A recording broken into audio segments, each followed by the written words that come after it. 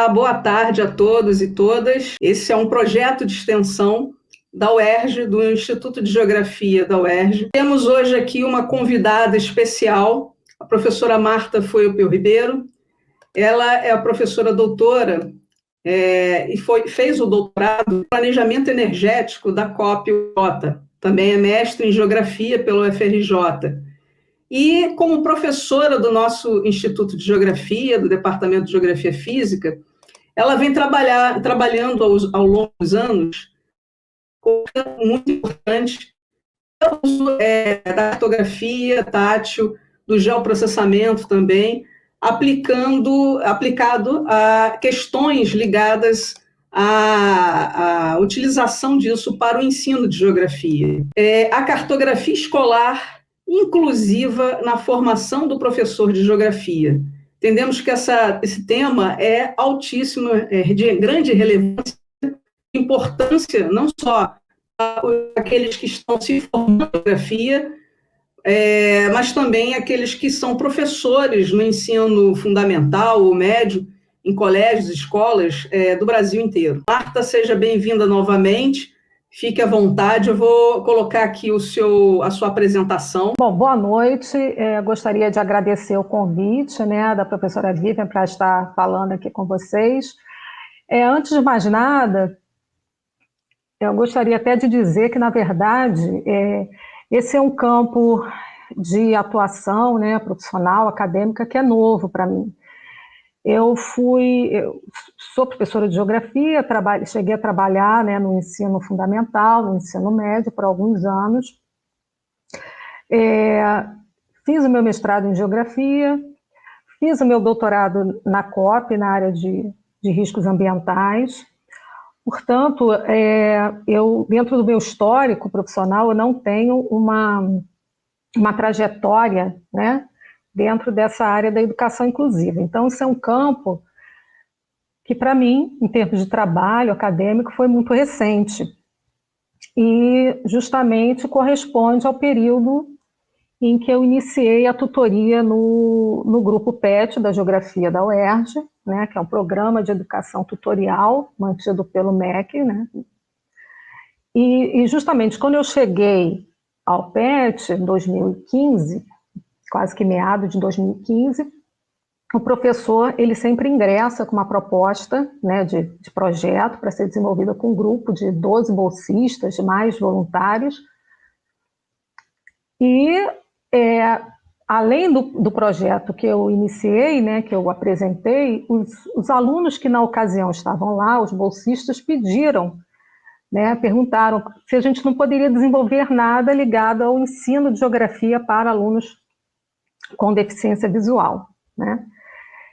E foi, obviamente, um desafio, e todos queriam, eu achei a ideia interessante. Eu falei, olha, bom, se vamos fazer, vamos com tudo, então. Então, vamos organizar, vamos montar um projeto, porque isso tem que ter uma chancela da universidade, um projeto de caráter extensionista. Então, vamos elaborar esse projeto, vamos cadastrar junto, na ocasião, a Subreitoria de Extensão, e vamos buscar as instituições de referência, os especialistas, vamos aprender com aqueles que já estão aí na estrada há bastante tempo, porque, como eu falei, eu não tinha uma trajetória nisso, então eu tinha muito que aprender, tenho muito que aprender ainda, eu me sinto assim como aprendiz realmente no início dessa trajetória, mas assim, eu aceitei o convite também da Vivian até para compartilhar com vocês, do professor de geografia, que é uma angústia que nós temos, porque, na verdade, na nossa formação profissional dentro da universidade, mesmo com todos os avanços em termos legais, que ocorreu, principalmente a partir da década de 90, um avanço em relação a essa discussão da inclusão do aluno, da inclusão da pessoa com deficiência, enfim, e também no âmbito escolar, a gente tem muito que aprender, a gente tem muito ainda o que caminhar, Então, ainda isso não tem um reflexo tão contundente nos currículos, né? Começam a ocorrer essas mudanças, mas a gente ainda tem muito que avançar na adequação dos nossos currículos, né, de licenciatura, para que o professor, não só de geografia, mas qualquer área, né, do conhecimento, ele possa sair mais preparado para lidar com os alunos que apresentem múltiplas, né, aí são várias deficiências. A gente, obviamente, que vai focar um pouco aqui na questão da deficiência visual, né, mas a gente entende que são muitas deficiências, né? Tem a questão da surdez, da surdo-cegueira, do autismo, de diversas síndromes, né? De questões também cognitivas, enfim. Então, a gente precisa, né, ter acesso a uma formação melhor, uma preparação melhor nos cursos de licenciatura. Isso, obviamente, que são avanços, né, que a gente vai tendo. Atualmente a gente está caminhando um pouquinho para isso, eu vou mostrar para vocês já já, tá? Mas eu só estou colocando aqui porque é uma sensação mesmo que a gente tem de não conseguir dar conta, de não conseguir lidar muitas vezes com essas situações que são muito desafiadoras, porque nossa formação ainda carece de disciplinas, né, de debate em relação à educação, né, a inclusão, educação inclusiva, melhor dizendo. Bom, eu vou clicar aqui na apresentação para compartilhar a tela.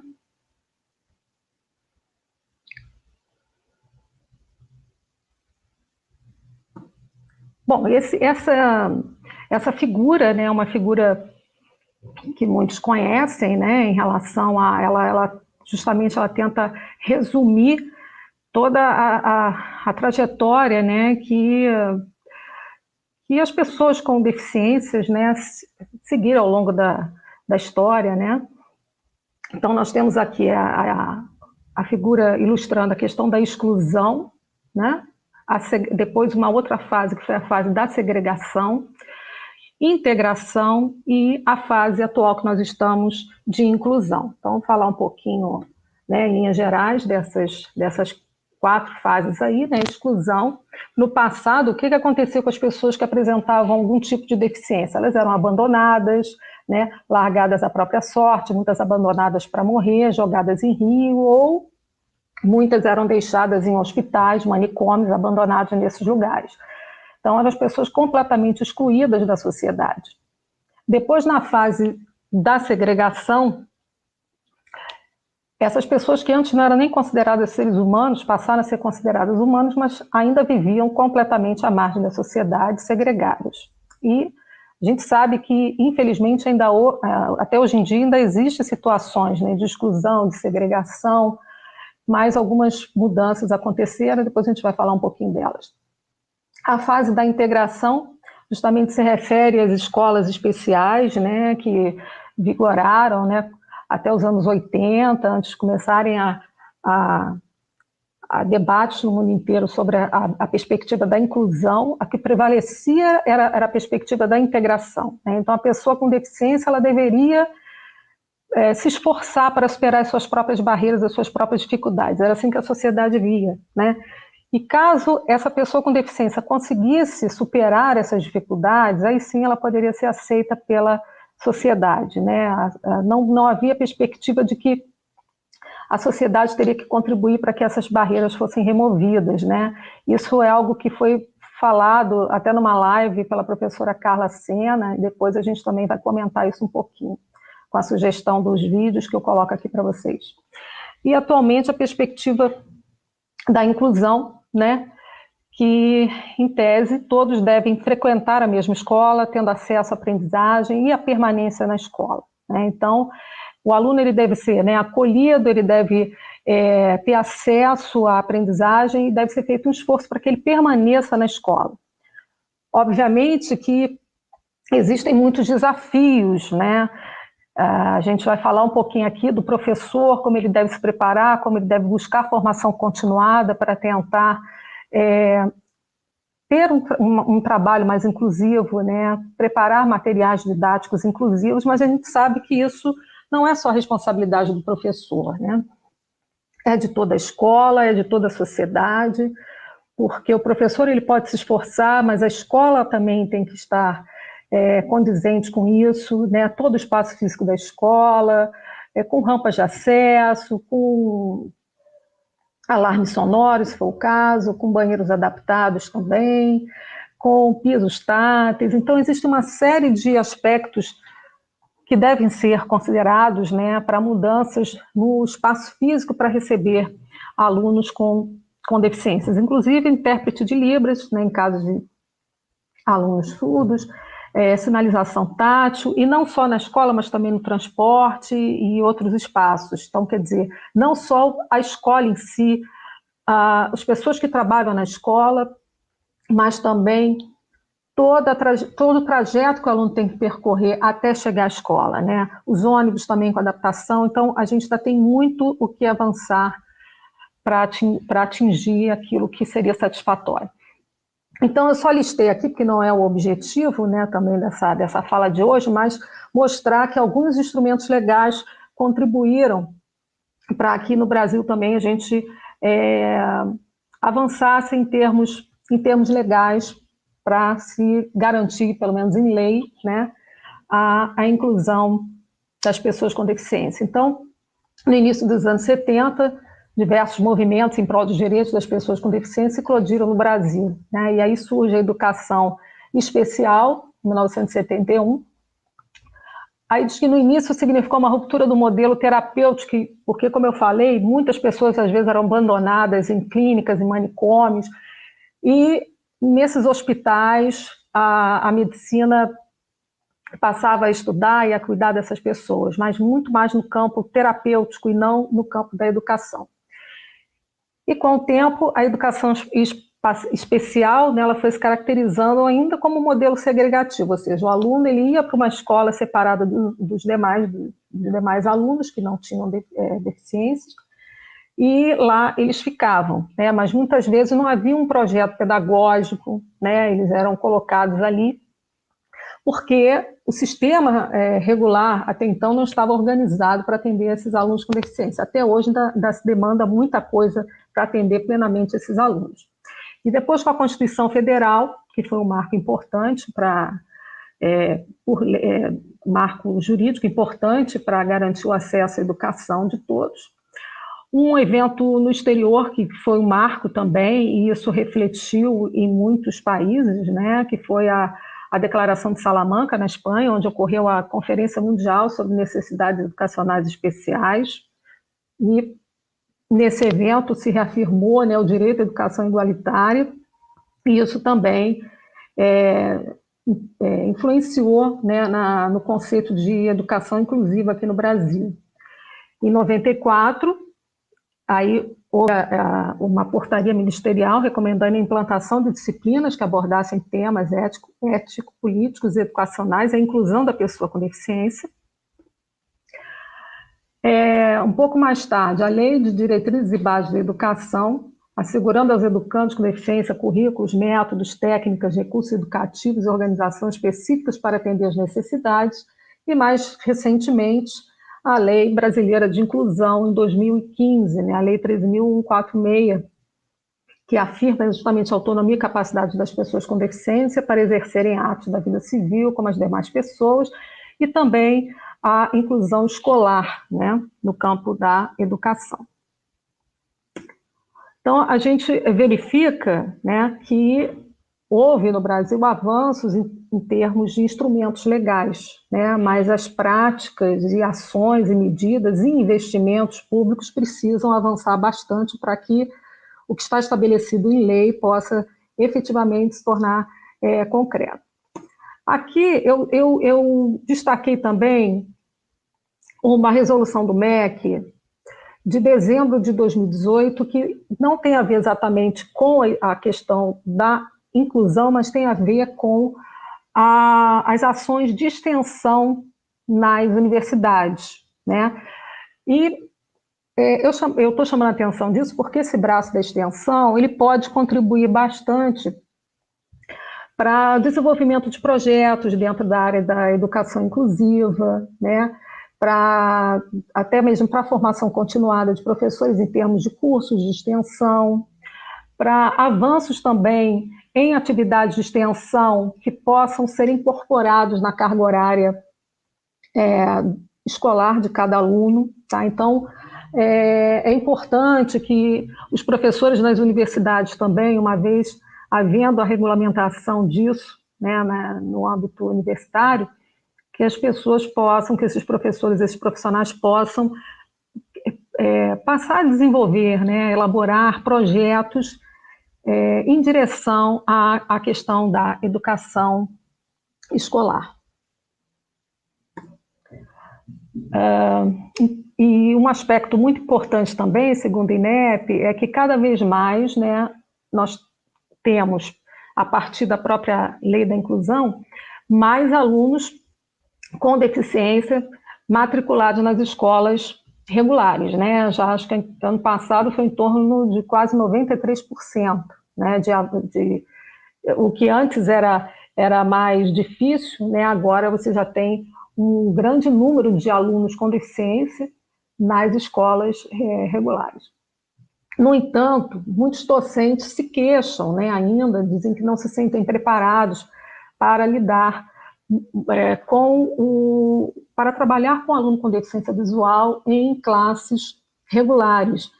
E a gente sabe também que muitos currículos dos cursos de licenciatura também ainda não fizeram mudanças, né, expressivas para poder garantir ao docente uma formação dentro dessa perspectiva inclusiva. Então, quer dizer, para lidar justamente com essas múltiplas deficiências, como eu falei, né? Quer dizer, não só a deficiência visual, que a deficiência visual aí engloba tanto o aluno cego como baixa visão, e nos dois grupos existe uma diversidade, né? O aluno que tem baixa visão, ele pode ter o seu campo visual afetado de várias maneiras, em função de várias doenças, né? Doenças essas que podem ser progressivas e levar à cegueira. Mas, no entanto, esse aluno que pode ficar cego em função de alguma doença, ele vai ficar cego até um determinado momento da sua vida, mas ele vai guardar uma memória visual, e isso vai ser um diferencial. E entre os alunos cegos, nós temos também o aluno que é com cegueira congênita, ou seja, aquele aluno que nasceu cego, e outros que tiveram cegueira adquirida, ou, nesse caso que eu acabei de mencionar, né, derivado, né, da progressão de alguma doença no campo da visão, ou de algum acidente, né, uma perda repentina. De qualquer forma, mesmo nesse grupo, né, dos alunos com deficiência visual, o professor ele pode justamente ter esse desafio à frente, né? Ele pode lidar com um aluno que nunca enxergou, como pode lidar com um aluno que tem alguma memória visual, e isso faz diferença também no trabalho do próprio ensino da disciplina.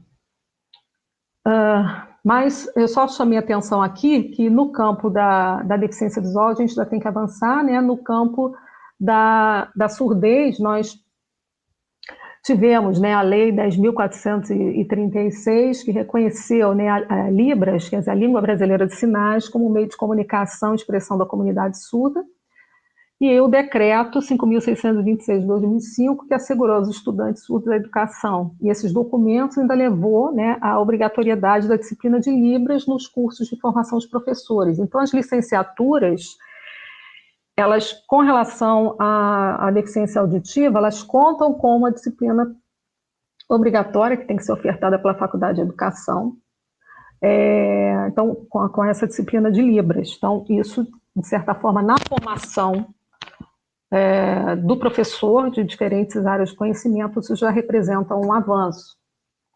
Mas no campo da geografia, que é uma ciência muito visual, ou seja, a gente trabalha o tempo todo com mapas, esquemas, representações gráficas de diversas naturezas, e a paisagem, que é uma das categorias espaciais da geografia, que é extremamente importante, embora o conceito está ligado à percepção, mas o sentido da visão ele é importante também no reconhecimento da paisagem. Claro que a pessoa, né, o aluno, ele vai poder construir, né, e poder absorver diferentes elementos da paisagem, aspectos sonoros, táteis, enfim, mas a geografia é uma ciência muito visual e isso é um desafio também para o professor. Então, um dos campos, né, de conhecimento que vem crescendo, que o professor de geografia vem avançando e trabalhando bastante, é o da cartografia tátil, né? A gente ainda tem muito que avançar nisso. Eu acho que esse campo é um campo que tem que ser disseminado, bastante disseminado. Não é um campo novo no mundo, mas é um campo relativamente novo, né, no Brasil. Existem grupos e laboratórios, grupos de pesquisa de universidade que já vêm desenvolvendo pesquisas há muito tempo, né, desde há mais de 30 anos. E a cartografia tátil é um ramo da cartografia que se ocupa da produção de recursos cartográficos adaptados para estudantes com deficiência visual. Então, muitas pessoas acham que a cartografia tátil se refere apenas a elaboração de mapas táteis, mas não apenas de mapas táteis, né? Produz também maquetes, globos, esquemas didáticos, gráficos, diagramas entre outros. Então, é um campo aí da cartografia que, para o professor de geografia, e dentro da perspectiva da inclusão escolar, tem muito a contribuir, né? Então, o professor de geografia ele tem que buscar, justamente na sua formação continuada, buscar conhecer um pouco mais sobre o campo da cartografia tátil, né, para que isso facilite a própria elaboração de materiais adaptados para alunos que tenham deficiência visual, cegueira ou baixa visão. E a gente sabe muitas vezes que esses materiais didáticos que são produzidos a princípio, né, voltados para o aluno que tem a deficiência visual, ele acaba beneficiando a todos os demais alunos, né, mesmo aqueles alunos que não apresentam a deficiência visual. Então, todos se beneficiam desses materiais. Isso é importante.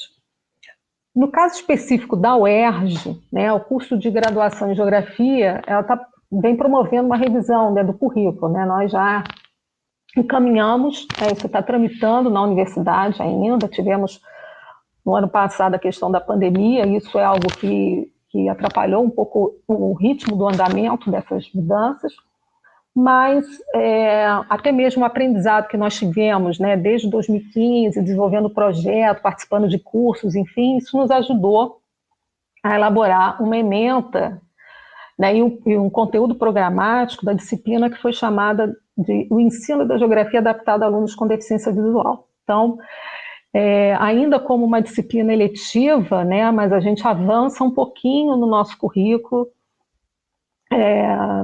com a preocupação, né, de ensinar, né, ao licenciando alguns métodos e técnicas de preparação de material didático adaptado para o aluno com deficiência visual. E atualmente, né, os nossos alunos, né, os alunos da licenciatura em Geografia da UERJ, eles têm pela Faculdade de Educação a disciplina de Libras, como eu já falei, né, e tem também uma disciplina que se chama Prática Pedagógica em Educação Inclusiva, né, então os alunos muitas vezes acabam elaborando materiais didáticos táteis, inclusive os bolsistas do Programa de Educação Tutorial já deram suporte, muitas vezes, para alguns alunos que vieram pedir algum auxílio nessa direção. Mas, enquanto essas mudanças curriculares não são implementadas, né, como garantir, né, a formação continuada do professor de geografia? O que a gente pode fazer, né, para que a gente possa ter acesso a materiais, a métodos, a técnicas de elaboração de mapas táteis, maquetes, e outras técnicas e métodos capazes de facilitar, né, o ensino da geografia para alunos que apresentem deficiências.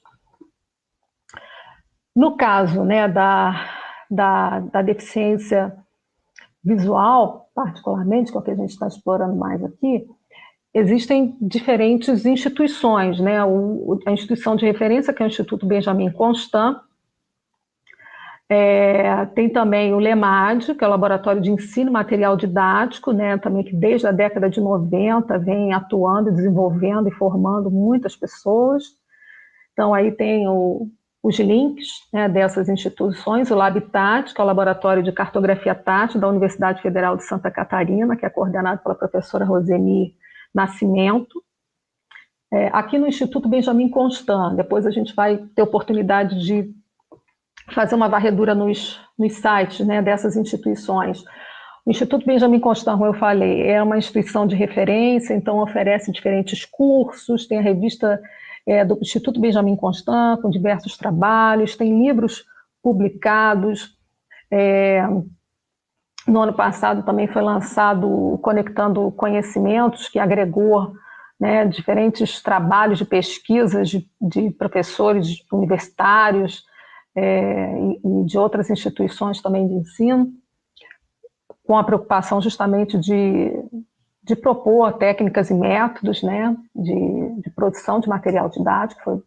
Então, eles reuniram diferentes edições, né, desse evento e formaram esse livro, né? Nós participamos também na ocasião. O Laboratório de Ensino e Material Didático, como eu falei, da USP, também, que tem uma vasta produção de material, né, de livros, teses, dissertações, disseminando esse conhecimento, e o LabTat, inclusive o LabTat, no ano passado, em função da pandemia, né, fez vem fazendo, na verdade, um trabalho bem interessante. 2 vezes por semana, o LabTat promoveu lives com diferentes profissionais de diferentes áreas, discutindo essa questão da educação inclusiva, né? Nós, inclusive, participamos de uma delas, e essas lives estão disponíveis na internet. Sugiro fortemente, né, que vocês, quem tem interesse, obviamente, que busque acessar algumas dessas lives. Algumas delas eu vou colocar aqui o link para vocês. E por meio dessas lives vocês vão ter acesso às falas de especialistas, né? Do LEMAD tem a professora Valdirene do Carmo, da Unesp, do campus de Ourinhos, tem a professora Carla Sena, do LEMAD também tem a pesquisadora Tamara Regis, a própria professora Roseni Nascimento com seus convidados. Então, existe assim uma diversidade de profissionais, de especialistas que já estão nesse campo há décadas e que tem muito a acrescentar na formação de todos nós dentro dessa perspectiva da educação inclusiva. Além do IBC, né, do LabTat, do LEMAD, tem também, como eu falei, o próprio laboratório de ensino, que ao qual a professora Carla Sena, né, é vinculada no campus Ourinhos da Unesp. Ela até tem um blog que ela deixa como referência. O Núcleo de Educação Especial e Inclusiva, ligado à Faculdade de Educação da UERJ, também tem um site bastante interessante, com muitas informações. A Fundação Dorina Noil para Cegos, né, que também dissemina muitos projetos para os alunos e as pessoas com deficiência visual. O Instituto Rodrigo Mendes também tem um bom material e muitas informações para quem tem interesse. Deixa eu só ver se eu consigo aqui, vou dar um ESC para poder mostrar. Aqui a página do Instituto Benjamin Constant, só vou chamar a atenção que e outra coisa muito importante, tá? O Instituto Benjamin Constant iniciou o mestrado profissional em ensino na temática da deficiência visual. É um curso novo, uma pós-graduação stricto sensu, portanto, né, a nível de mestrado. Então, quem tem interesse, né, em desenvolver pesquisa nessa direção é uma boa oportunidade. Além disso, aqui no frame lateral, né, as pessoas interessadas podem ter acesso a cursos de formação continuada.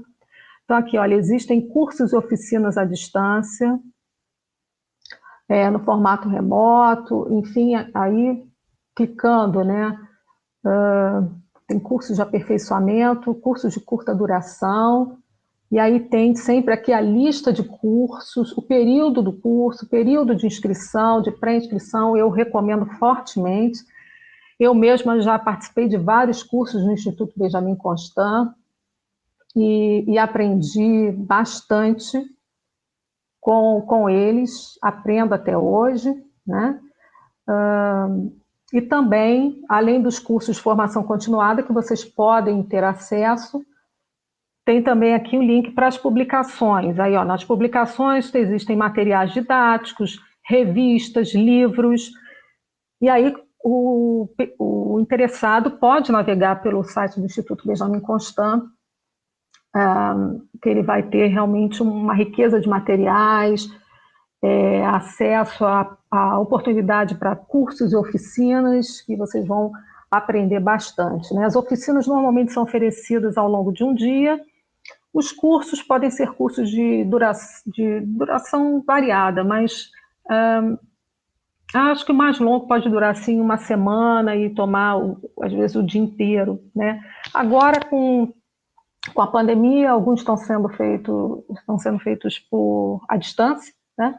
Mas quando eram presenciais, muitas vezes tinham até vagas de alojamento, e são cursos gratuitos, então vale a pena realmente fazer para quem quer buscar um pouquinho o suporte, né, informacional, conhecer métodos e técnicas em relação à produção de material didático tátil.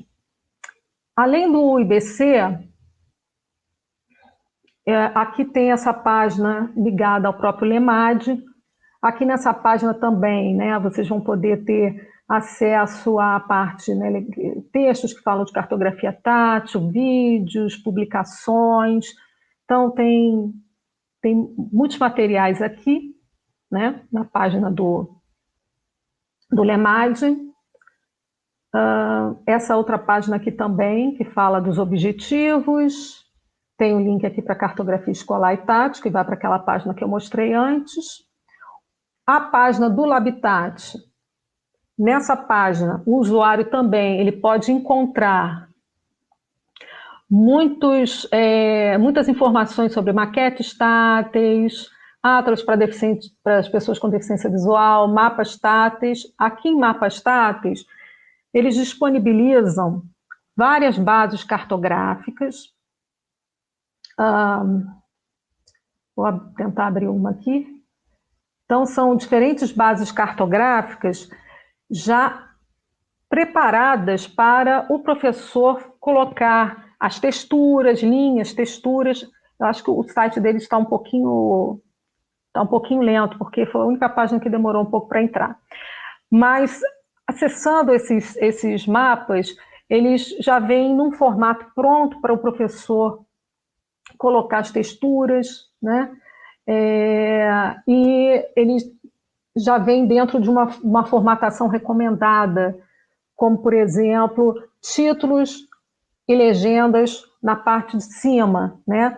Nós que enxergamos, a gente, quando observa um mapa, a gente tem uma visão de conjunto, né? O aluno que tem deficiência visual não é assim, ele precisa perceber, né, pelo tato, as pequenas texturas, as informações no braille, para que ele possa depois identificar essas texturas no mapa e saber o que elas significam. Então, por isso que a legenda deve vir primeiro. Aqui não está abrindo, mas de qualquer maneira eu já deixei aqui com vocês o link do Labitat, que tem essa lista toda de bases, né? E nós utilizamos muitas delas no projeto que nós fizemos.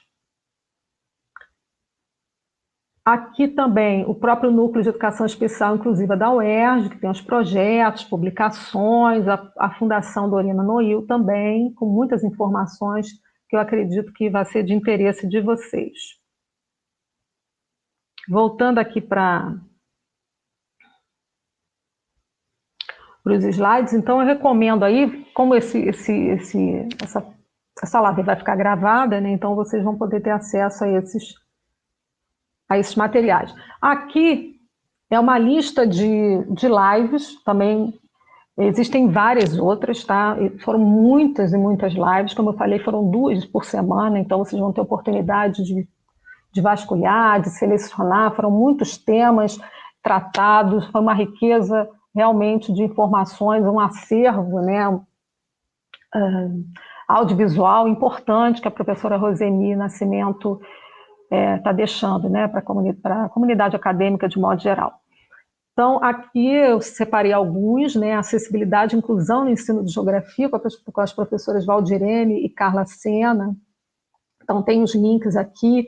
Elas falam, né, em linhas gerais, da importância da educação inclusiva, como foi essa trajetória, a experiência do LEMAD, a produção de material didático, os exemplos que elas trazem, inclusive em empreendimentos também, melhor dizendo, na área cultural, como a própria Pinacoteca, né, de São Paulo. Então, elas trazem muitos exemplos, é bem interessante. Aqui a professora Tamara Regis também, que desenvolveu o mestrado e acho que o doutorado também, acho que ela já defendeu o doutorado, sobre a cartografia tátil, a inclusão na educação geográfica, e também professor de geografia que queira, né, conhecer um pouco mais, essa live é muito interessante. Novamente, a professora Valdirene Ribeiro do Carmo falou, né, voltou ao Habitat, né, fazendo uma nova live, mais especificamente sobre cartografia tátil no âmbito do LEMAD. Aqui o professor Fernando da Costa Ferreira, do Instituto Benjamin Constant, fez uma live excelente sobre adaptação de livros didáticos de geografia, né, alertando para todos os cuidados, técnicas e que devem ser utilizados, chamando a atenção, inclusive, para o que o professor ele tem que focar, ao adaptar, né, o material didático, ele tem que focar no aluno, na idade desse aluno, na série em que ele está, no nível cognitivo, né, de observar o que o autor pretende com cada figura, com cada proposta de exercício, e que é um trabalho que não é isolado unicamente do professor, mas é um trabalho em equipe, né, com a equipe, o próprio professor de geografia, que é o especialista na área, mais os revisores, os próprios revisores cegos também, que isso é uma coisa importante, né?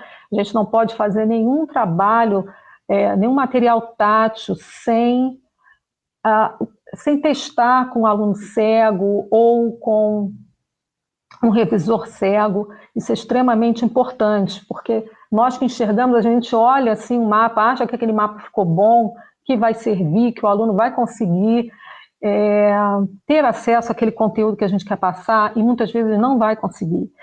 Então é muito importante, né? Existe até um lema, né, que eles defendem, né? Lógico, nada sobre nós sem nós. Então a gente não pode fazer um material didático desvinculado desse público-alvo. Tem que fazer o material didático com os alunos e não para os alunos.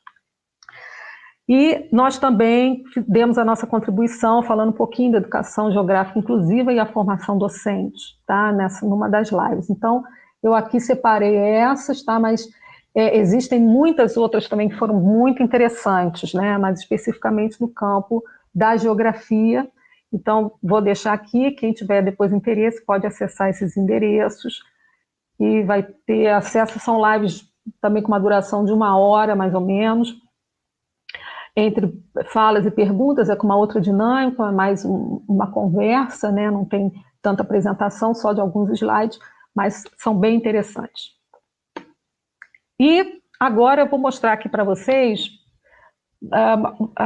essa trajetória, né? Que eu ainda considero uma trajetória curta, considero que ainda estou aprendendo muito em relação a essa questão, né, da educação inclusiva, da preparação de material didático para alunos com deficiência visual. Então, atendendo, né, a demanda dos alunos, e eu achei também um tema bastante interessante, mesmo porque eu como eu falei, já trabalhei, né, com alunos do ensino fundamental e médio, não cheguei, né, ao longo da carreira profissional a lidar com nenhum aluno cego nos ensinos fundamental e médio, mas na universidade, né, nós já tivemos aluno cego, o próprio Pedro Rafael, que deu todo o suporte, né, para a testagem dos materiais, e é um parceiro nosso, né, uma pessoa muito competente, muito solícita. Temos também alunos um aluno com baixa visão, né, então nós temos que estar preparados, né, para quando esse aluno chegar, a gente poder realmente incluí-lo efetivamente, né, nas turmas e fazer com que ele participe de todas as atividades. Então, uma vez que a gente teve a ideia, né, e quis realmente desenvolver algo em relação à produção de material didático para alunos com deficiência visual, nós tivemos que estruturar o projeto é esse, o projeto de extensão, que tinha justamente como objetivo, né, propor alguns procedimentos metodológicos e aplicar outros também, né, que já existem, capazes de adaptar, né, determinados conceitos geográficos vinculados aos parâmetros curriculares. E nós começamos até pelo conceito de paisagem, que foi uma sugestão do professor Robson, que é de Geografia do IBC, que foi também nosso colaborador e fez o doutorado no programa de pós-graduação em Geografia da UERJ. E aí tem os principais procedimentos, né, levantamento bibliográfico, que a gente tinha que estudar, né, para conhecer os textos, os autores, fizemos visitas, participamos de cursos, elaboramos materiais, testamos, alguns deram certo, outros não deram, isso faz parte, né, errar faz parte, a gente erra bastante, até acertar alguma coisa, né, e também não tem receita de bolo, porque o material, isso é algo que o professor Fernando fala, né? O material que é bom, que está bem adaptado, é aquele material que consegue atingir o objetivo, que é fazer com que o aluno entenda o conteúdo, tá? Fizemos também, né, reuniões, parcerias com outras instituições, à medida que nós íamos aprendendo, a gente ia disseminando isso, né, em minicursos e palestra, participamos também de eventos extensionistas dentro e fora da UERJ, publicamos aquilo que a gente ia conseguindo ter de positivo, né, em termos de teste, de considerado satisfatório. E aqui algumas fotos, né, que eu separei. Isso aqui foi o primeiro curso que eu fiz em 2015, que foi a preparação de material didático especializado lá no Instituto Benjamin Constant. Foi um curso muito, muito interessante. A turma bem diversa, com professores de diferentes áreas de conhecimento, professor de história, professor de matemática, de biologia, geografia. Aqui está o Pedro Rafael, que foi nosso ex-aluno, que ele é cego. Aqui a revisora cega também, testando os materiais. Então, tudo que nós fazíamos, né, eles testavam. E depois os próprios alunos também. Isso aqui a gente começa... Primeiro a gente começa fazendo a cela Braille, né? Ou seja, até para a gente poder entender e aprender o alfabeto Braille, né? Do código Braille. Depois a gente pode fazer uma proposta de um jogo, de alguma coisa assim. Então, esse aqui foi um que eu preparei todo em EVA, que é um jogo da memória. Então, depois também nós temos que testar tudo que nós fizemos, né? E aí a gente coloca a venda nos olhos para tentar justamente fazer esse exercício. Isso aqui, cada um de nós teve que elaborar também um material tátil, uma matriz tátil dentro da sua área de conhecimento, né? Eu tinha feito uma com um esquema simplificado de chuva orográfica, né? E depois essa matriz ela é colocada numa máquina de termoforme, né? Tem uma película PVC e essa máquina ela funciona com vácuo e calor, né? E aí tudo que nós colocamos em termos de textura, barbantes, fica em alto relevo nessa película, né? E ela se torna uma película tátil com muito maior resistência, e ela é uma película transparente, então a gente tem um material tátil sobreposto a uma matriz que ela é colorida, né? E muitas vezes pode atender também, uma vez colocando a tinta aí, né, as letras em tinta, atender também o aluno que tem baixa visão. O aluno que tem baixa visão, a gente precisa sempre explorar as cores saturadas, né? A gente não pode trabalhar com tons suaves, nem pastéis, a gente tem que trabalhar com cores saturadas, inclusive com fontes. Tem até o Whey Font, que é uma fonte que eles indicam como a mais apropriada, né, para que eles possam reconhecer, tem um tamanho de fonte. Tem também alguns instrumentos, né, e aparelhos de ampliação. Então, também tem várias dicas e técnicas para se trabalhar com o aluno que tem baixa visão.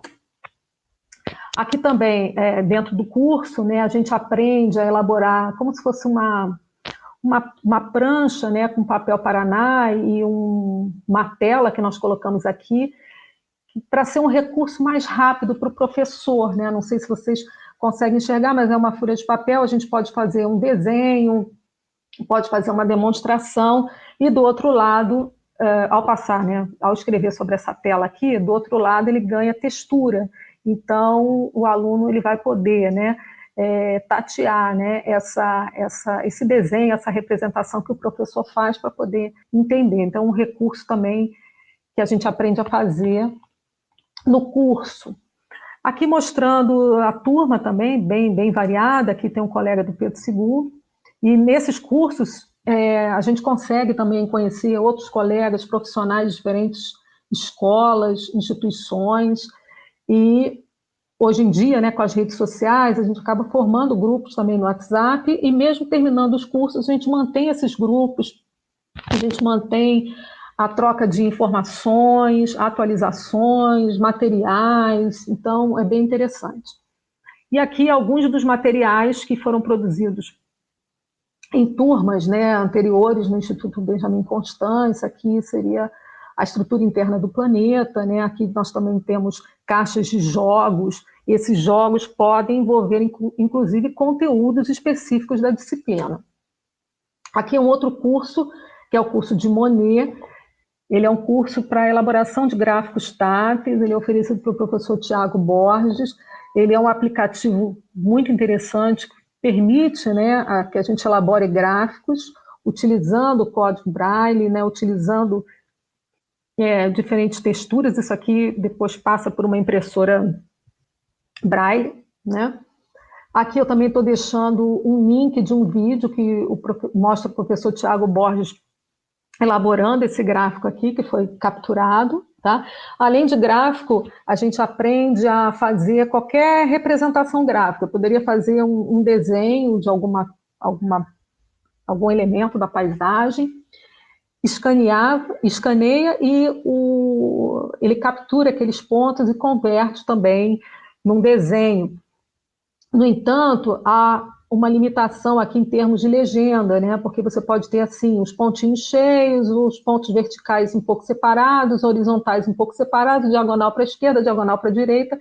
Então a gente tem uma limitação também do número de colunas ou de número de categorias, se for um mapa, uma figura, alguma coisa assim.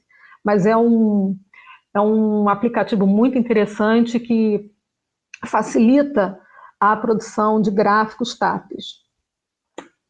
Aqui também a gente aprende, né? Eu tenho um curso de técnicas de leitura e escrita no sistema Braille, então aqui está o alfabeto Braille. A gente aprende a utilizar reglete e punção, né? Que a gente tem isso também lá na geografia da UERJ. A gente, na época, comprou, né? O antigo tutor comprou para esse projeto.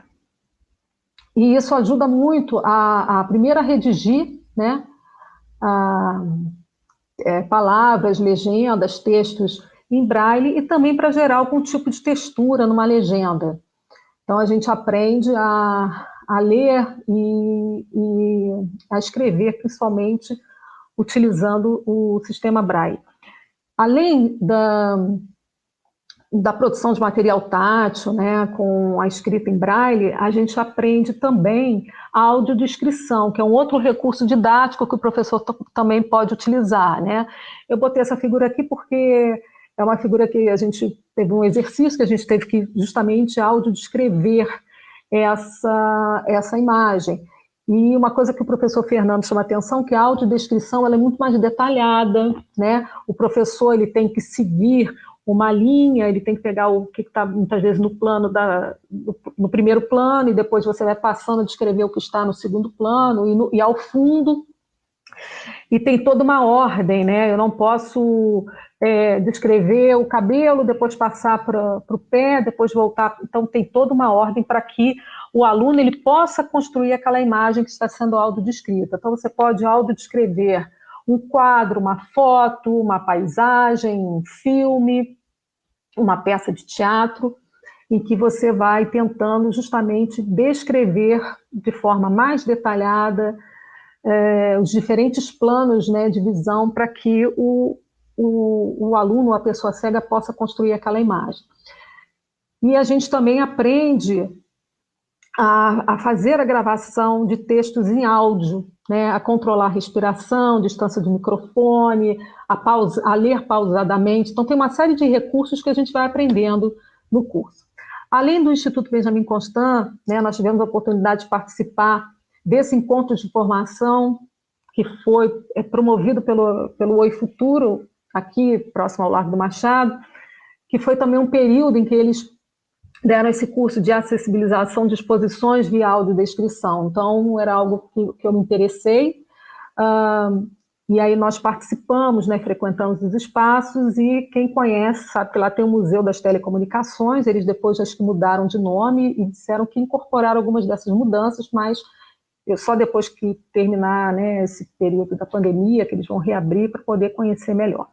Então, nós tivemos que audiodescrever espaços dentro do Museu das Telecomunicações, né?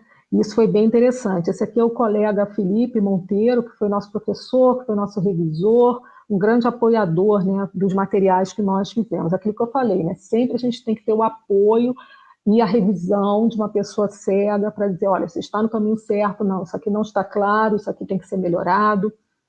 Então, é um desafio. Eu estou dando exemplos de ações, né, e medidas que nós podemos fazer, né, para melhorar a nossa formação, né, buscando muitas vezes esses cursos, essas oficinas que podem aparecer por aí. Isso aqui foi um curso que eu fiz agora, finalzinho de dezembro, início de janeiro, né, oferecido pelo Instituto Federal de São Paulo, Campus Registro, a professora Dayana Marques, O Mundo através dos Mapas, e um dos conteúdos desse curso era justamente preparar um material ligado à cartografia tátil, e a gente tinha que preparar um mapa tátil. Aqui, eu como foi um curso todo remoto, né, isso aqui eu coloquei, mas ele não está ele só foi impresso, né, o Braille foi impresso, não está com a reglete. Primeiro que eu não tinha reglete, segundo que a gente tinha que mandar isso aqui online, então, para a professora poder ver exatamente o que estava escrito. Mas depois isso aqui vai ser substituído pelo o Braille em alto relevo mesmo.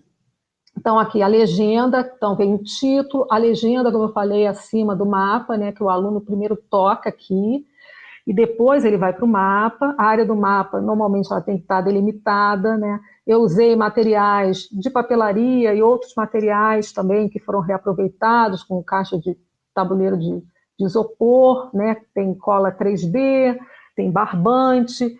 Então, a gente vai colocando aqui, né? Esse era um mapa ligado à circulação, né, de massas de ar no período do verão. Aí faz a escala, a orientação. Então, foi mais um curso que a gente teve a oportunidade de trocar experiências e aprender um pouco mais. Aqui nós fizemos também diversas visitas, né, ao Instituto Benjamin Constant, algumas ao longo dos cursos, outras os bolsistas foram levados. Então, um mapa na entrada, em alto relevo, aqui uma réplica dele, sala de maquetes, essa mapoteca aqui histórica, né, dos mapas talhados em madeira, que atualmente não são usados, né, mas é um material muito rico e continua lá para divulgação. Aqui a sala de aula, as salas nunca têm muitos alunos, justamente porque tem que dar uma assistência personalizada para o aluno que tem a deficiência visual. Essa aqui é uma maquete que foi fruto também da dissertação da professora Luciana Arruda, que é a professora de Geografia do Instituto Benjamin Constant. É uma maquete tátil sonora, muito interessante, que ela reproduziu o campus, parte do campus do Instituto Benjamin Constant, ali a área esportiva, digamos assim, né? A área esportiva, e aqui toda a elevação, parte do relevo que tem ao fundo, né, com algumas casas nas encostas. Então, ela colocou a pista de atletismo, tem a piscina, e foi muito interessante que os alunos também deram todo o suporte a ela, reconhecendo partes do campus, e isso facilitou muito a orientação e mobilidade deles dentro do campus. Essa dissertação dela também está disponível para consulta. Aqui tem o globo tátil também, que é do Instituto Benjamin Constant. Aqui diversos materiais táteis que são produzidos de várias disciplinas e áreas do conhecimento. Aqui tem o material tátil de ciências, né? Aqui também mostrando mais especificamente um mapa em tinta, em papel, com a película em PVC em 3D sobre o material em tinta. Então, esse é o material didático que serve para o aluno cego e para o aluno que tem baixa visão. Aqui também, né, a gente pode aprender, além de aprender nessas instituições, que são instituições de referência, de ensino, nós também podemos aprender muito com atividades culturais e de entretenimento, tá? Então, isso aqui é o Jardim Sensorial. Eu já estive nele várias vezes, né? No ano passado, ele estava, obviamente, por conta da pandemia, ele está fechado, porque as pessoas não podem tocar, né, em função do risco de contágio, então ele está fechado, mas dentro do Jardim Botânico tem um Jardim Sensorial, ele foi todo reformulado aqui, ganhou placas em braille novas, identificando as plantas também foram novamente cultivadas, né? Todos os canteiros estão cheios de planta. Então, justamente aqui, né, são plantas que têm diferentes odores, texturas. Então, com as plantas que são... Aí a pessoa cega vai justamente ver, né, o tamanho da folha, a textura se é lisa ou não, né, o odor, o gosto, né, porque lá tem manjericão, tem salsa, cebolinha, então tem várias plantas comestíveis. Então, é bem interessante como um recurso didático, né, para o aluno, para a pessoa que tem deficiência visual. Aqui é uma placa de identificação em alumínio bem fino, de uma trilha sensorial que tem, né, que está sendo aberta no Parque Estadual da Pedra Branca. E, então, existem várias estacas, né, na frente das espécies que estão identificadas.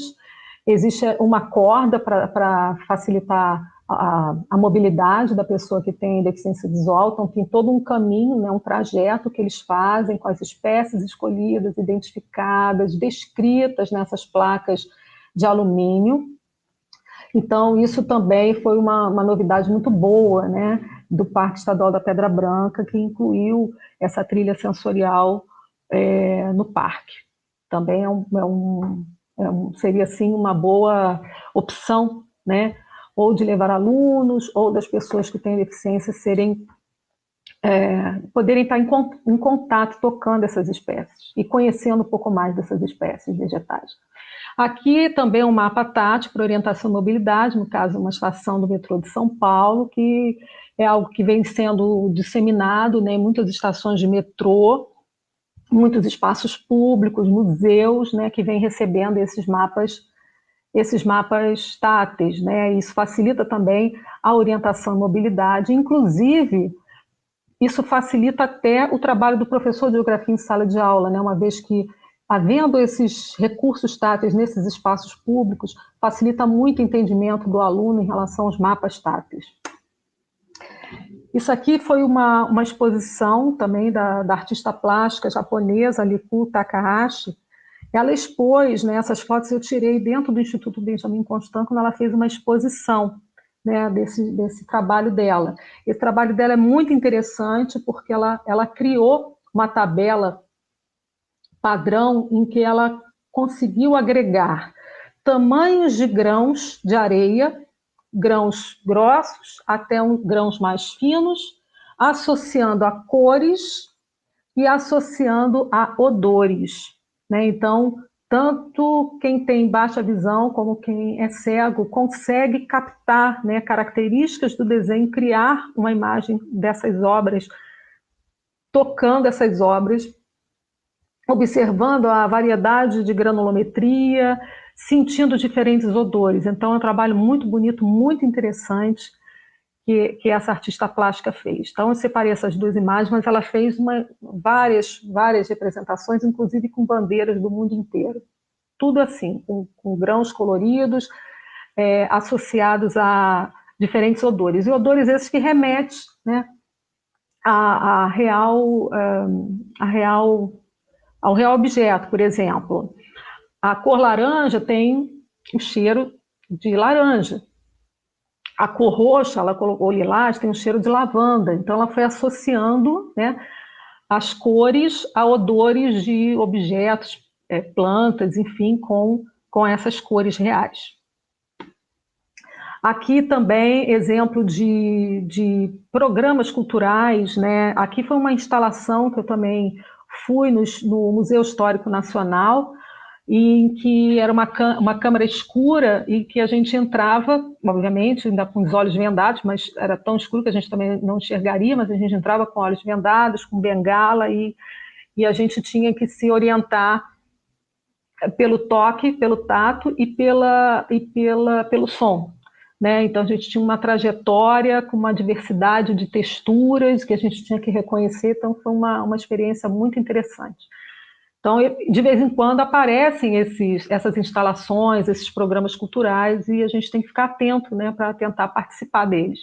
Isso aqui é uma peça, Feliz Ano Velho, né, de novo também, que ela se destacou justamente porque a plateia foi uma nova técnica de encenação, como eles falam, né? Então foi um exercício com a plateia para explorar tato, audição, olfato, tirando a visão. A pessoa ficava vendada e tinha que explorar outros sentidos. Foi no Teatro Maria Clara Machado, e aqui eu coloquei também essa plataforma de streaming, na Netflix. Na Netflix você também já consegue encontrar filmes, séries que têm o recurso da audiodescrição. Você pode pedir lá a audiodescrição que você vai passar a entender um pouquinho como isso funciona, né? Como que é feita essa audiodescrição nesses filmes. Obviamente que a audiodescrição ela tem o seu tempo, né? A fala do audiodescritor entra quando você tem uns momentos, muitas vezes, de silêncio, e não atropela a fala do diálogo dos personagens, né? Mas é muito interessante porque é um recurso que garante justamente a inclusão, o acompanhamento da pessoa que não pode, muitas vezes, que não pode enxergar. E isso não apenas para as pessoas que são cegas, mas muitas vezes as pessoas que são idosas ou que têm algum outro tipo de dificuldade, eles se beneficiam também da audiodescrição.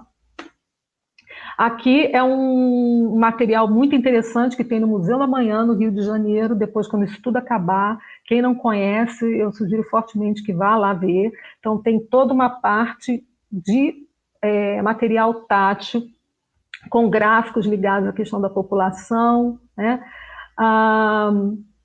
Aqui no caso, não, desculpa, a população não, aqui é a variação de temperatura no planeta, tem outros lá também em acrílico, isso aqui tudo em acrílico, tá, gente? Todos esses mapas com acrílicos superpostos, placas de acrílico superpostos, aqui com a variação de temperatura, mostrando a questão do aquecimento global.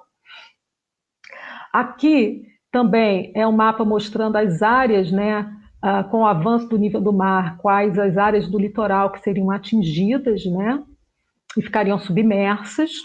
E aqui um outro material também mostrando cenários otimistas e pessimistas com o avanço, tanto com o avanço do desmatamento, como o freio nesse desmatamento e a tentativa de uma recomposição da vegetação com reflorestamento. Então, existem muitos gráficos interessantes, tem outros também que são ligados a correntes marítimas.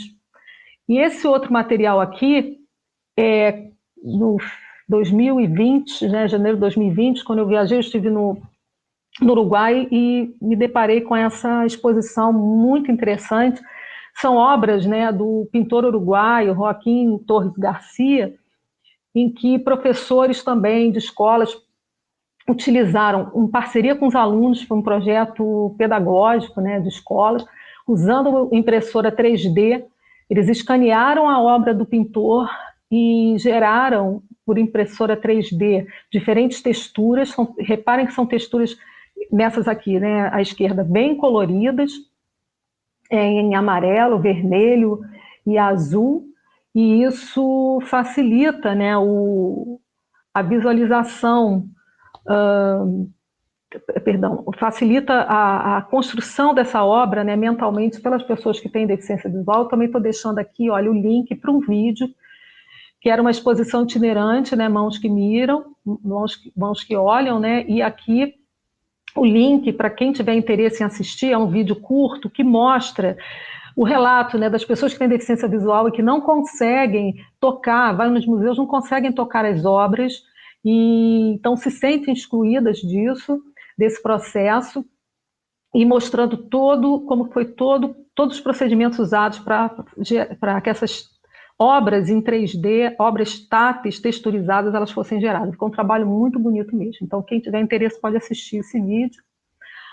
Aqui eu também destaquei alguns livros, né, que são de apoio para quem tem interesse. Esse aqui é da professora Ruth Nogueira, ele está esgotado, mas ela deixou disponível o livro na íntegra nessa plataforma de busca aqui, que é academia.edu, onde vocês podem encontrar muitas referências e textos, se vocês quiserem, também no Google Acadêmico, tá? Esses outros 2 livros aqui da professora Silvia Helena Ventorini, esse aqui, inclusive, o e-book estava de graça, não sei se ainda está, mas ele estava de graça para baixar no Kindle, esse de representação gráfica e linguagem cartográfica tátil. Esse outro livro aqui também, que é muito interessante, que também está à venda para quem quiser comprar, uma referência muito boa. Esse aqui é o Conectando Conhecimentos, é o livro que eu falei, organizado pelos professores do IBC, e que reuniu as contribuições de vários professores, pesquisadores de instituições de ensino diferentes, em várias edições do evento Conectando Conhecimentos. Então, além dessas referências que eu estou deixando aqui, né, sugiro que quem tem interesse, né, faça buscas, né, em anais de eventos ligados a ensino de geografia ou a cartografia escolar, o próprio Congresso Internacional de Cartografia, entre outros.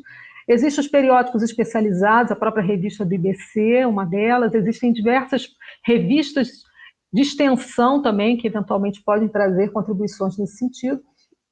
E fazer buscas por temas, palavras-chave, tanto no Google Acadêmico como na academia.edu.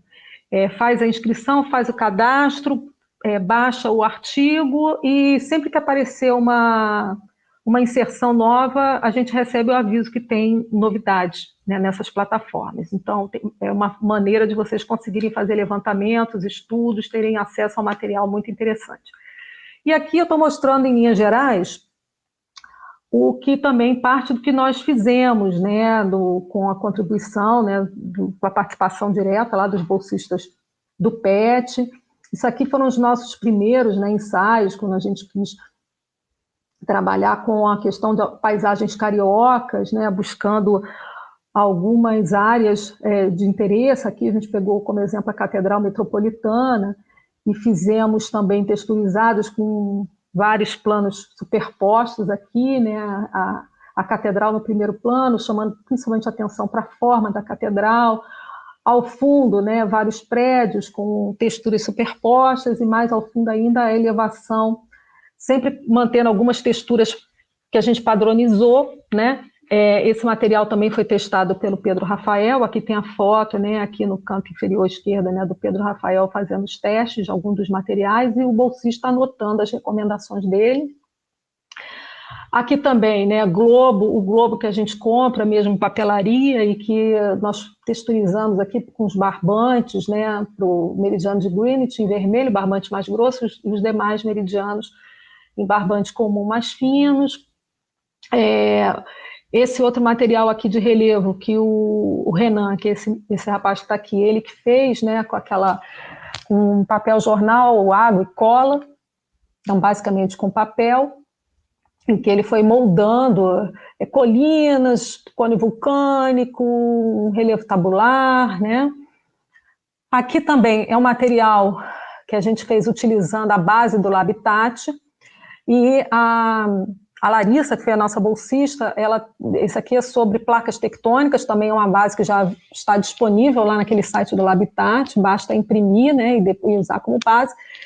E aí cortamos os moldes feitos em EVA, com as bordas convergentes e divergentes de placas, né, entre as placas também com barbantes de texturas e colorações diferentes, E esse aqui é um quadro imantado, né, que foi comprado, e no verso dessas placas a gente colocou aquelas placas de imã.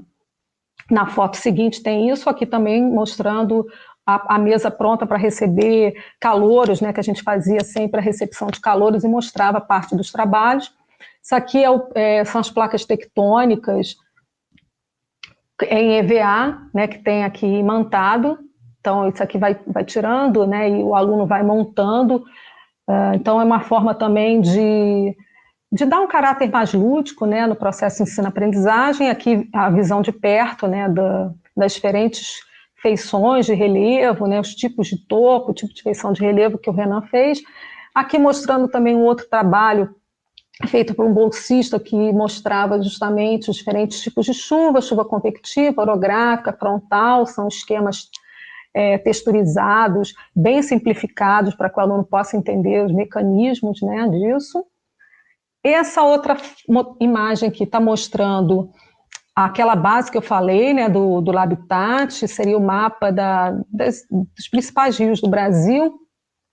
Então, sempre tem essa formatação, né, aqui você tem no alto, aqui na parte superior esquerda, né, a orientação, a questão da escala, onde bota o título, aqui está tudo em braille, é como se fosse para ser uma matriz, né, para fazer o termoforme. Isso aqui está em A3, né, as impressões são em A3, aí, o mapa, o contorno todo em barbante de diferentes grossuras, né, e do lado aqui nós temos as legendas, porque a legenda está muito grande, então muitas vezes o aluno também pode trabalhar a mão direita no mapa, a mão esquerda aqui na legenda, ele vai conseguindo fazer o acompanhamento. Então, esse aqui é um exemplo de um mapa que a gente fez, né, com toda a base que é disponibilizada pelo Labitat. Isso ajuda bastante o trabalho do professor de geografia. E aqui também algumas palestras, né, recepção de calouros, oficinas, cursos. Aqui já foi um seminário que teve, né, no finalzinho de 2019, aqui foi em março, pouco antes, né, da universidade fechar, a professora Carla Sena dando uma palestra, quando ela esteve no Rio de Janeiro, a convite da atual tutora, Regina Tunes. Aqui mostrando os alunos também, né, no minicurso, oficina que a gente oferecia para os alunos de geografia. Aqui mostrando reuniões, né, que nós tivemos no Colégio Pedro II, a unidade de São Cristóvão, com a participação de alunos, dos professores de geografia da instituição, Pedro Rafael, que trabalha aqui também, na sala de recursos, mostrando aqui uma parte dos materiais que eles usam na sala de recursos. Aqui o mapa também em placa de alumínio fina, que eles também fazem. Então, isso é uma oportunidade, né, que a gente teve de interagir com outros colegas e trocar experiências. Infelizmente, com a pandemia, a gente ainda não teve condições de restabelecer isso, mas em breve espero que a gente possa seguir em frente. E aqui também fotos, né, dos bolsistas participando de diferentes eventos ao longo dos anos. Esse projeto de extensão, né, ele teve a ajuda, né, inestimável desses bolsistas e voluntários do grupo do PET Geografia. Esse projeto continua ainda, né, mesmo com a minha saída da tutoria, ele continua como projeto de extensão, alguns bolsistas do PET continuam colaborando. Recentemente foi feito um levantamento sistemático nas 70 edições da revista do Instituto Benjamin Constant, acerca da produção de material didático TAT para a disciplina de Geografia. A gente está ajustando o artigo para submeter e também criando o site, né, do projeto de extensão. Né? Nesse site, a gente vai colocar uma série de informações sobre o projeto, sobre as instituições, dar sugestões de lives, colocar vídeos. A gente procurou reunir, né, várias informações, sistematizar várias informações de interesse do professor, né, no caso mais especificamente do professor de geografia, que queira ter acesso a textos, materiais, vídeos, lives, instituições, né, justamente a ideia do site é dar visibilidade e sistematizar o acesso a essas informações. Então, o que a gente pode concluir, né, dessas dificuldades que não são dificuldades individuais, né, mas de todos nós, né, profissionais da educação. Primeiro que o espectro de deficiências, ele é bem amplo e a gente nunca vai estar totalmente preparado para lidar com todas elas, né, porque você tem a deficiência visual, auditiva, a surdo-cegueira, né, os diferentes graus de autismo, outras síndromes diversas, então é muito difícil isso. Então, por isso que a gente tem que estar sempre buscando, né, fontes e onde conseguir uma formação continuada. É um trabalho, é um exercício realmente contínuo. Não há único e melhor caminho de estratégia didática, né? A gente deve sempre usar múltiplas estratégias, buscar fazer múltiplos caminhos, né?